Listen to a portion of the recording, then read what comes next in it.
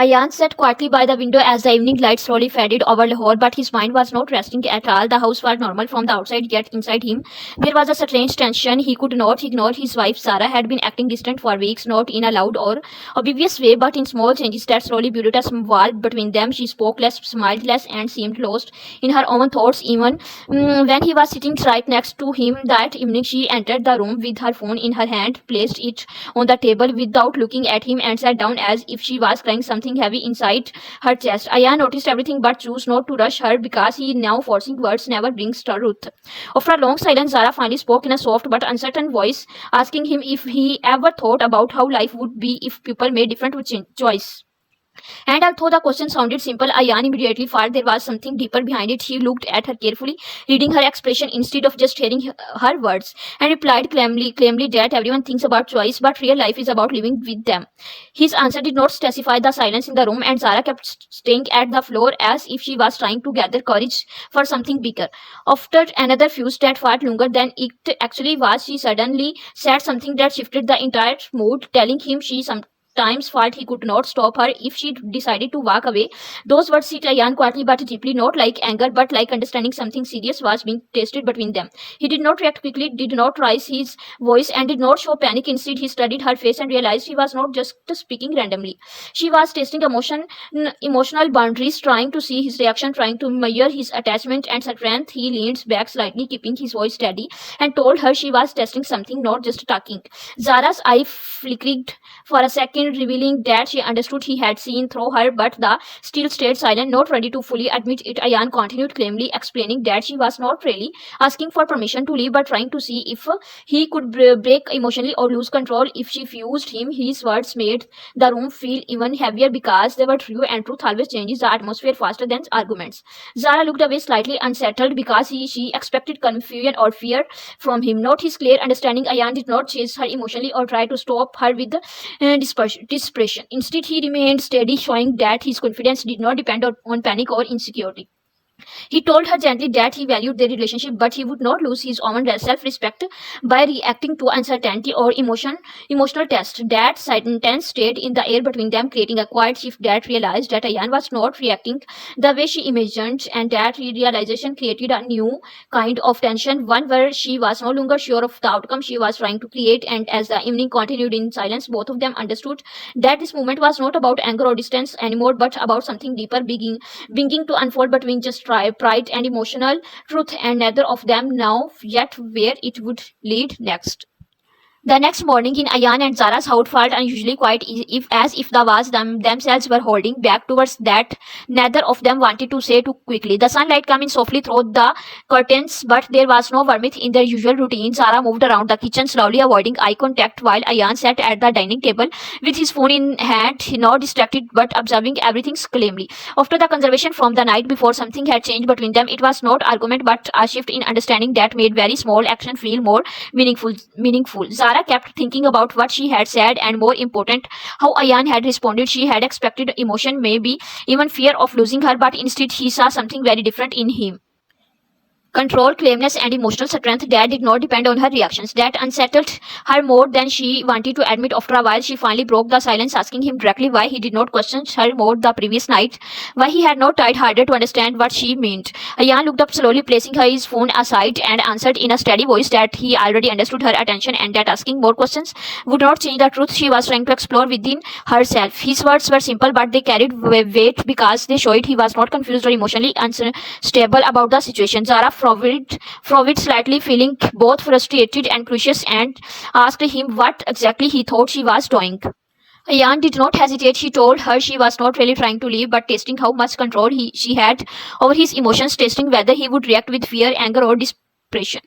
Hearing this made Zara uncomfortable because it was close to the truth she had not fully admitted even to herself. She lowered her gaze and admitted softly that she did not really know what she wanted, that her thoughts had been unclear for some time. Ayan nodded, once accepting her honesty without judgment, but he also made something very clear. He told her that confusion was a personal thing she had to understand, but it should never become something that damages respect between two people. His tone was not harsh, but firm enough that it created a boundary she could not ignore. Zara felt something inside her shift because she realized Ayan was not reacting like someone who feared losing her. Instead, He was reacting like someone who valued himself enough not to fall into emotion games. That realization made her look at him differently. For the first time, she saw not just her husband, but a man who knew now his worth and was not willing to lose his identity in uncertainty. The room felt heavy again, but this time it was not because of tension alone. It was because Zara was beginning to understand the impact of her actions. She was quietly told him that she never actually said she wanted to live, and Ayan responded calmly that he now, but he also would not live in a space where love was tasted through fear or emotional pressure. His words stayed with her long after he stopped speaking. There was no shooting, no argument, just a quiet truth that made Sarah reflect deeply. She realized that her attempt to test his reaction had not brought clarity or comfort, but had instead revealed the strength she had underestimated in him. As the morning passed, their silence was no longer empty but filled with thoughts they were both processing in different ways. Ayan continued his routine without ceasing resonance, while Zara found herself stuck between regret and admiration, slowly understanding that the foundation of the relationship could not be built on test or uncertainty, but only on honesty and respect, and that realization quietly marked the beginning of a change neither of them could easily reverse.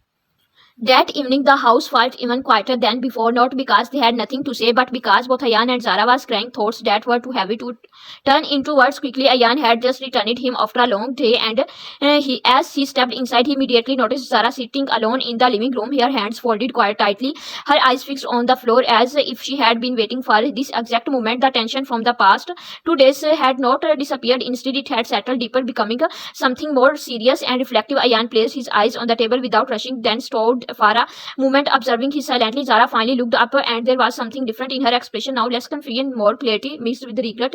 She took a small breath and called his name softly, as if afraid of how he might respond. Ayan walked closer, but stayed at a respectful distance, not trying to control the moment, just allowing it to unfold naturally. Zara spoke first, admitting that she had been thinking all day about everything she said and how she behaved, and she slowly accepted that her actions, thinking that her actions had created unnecessary distance between them. Her voice was not defensive anymore; it was honest and slightly emotional. Ayan listened without interrupting his claim, presence steadying the atmosphere instead of increasing pressure. Zara continued explaining that she never truly wanted to leave the marriage, but somewhere along the way she had become lost in her own doubts and curiosity about his reaction. She admitted that she had wanted to see if she still mattered to him, but she now realized that she had approached it in the wrong way.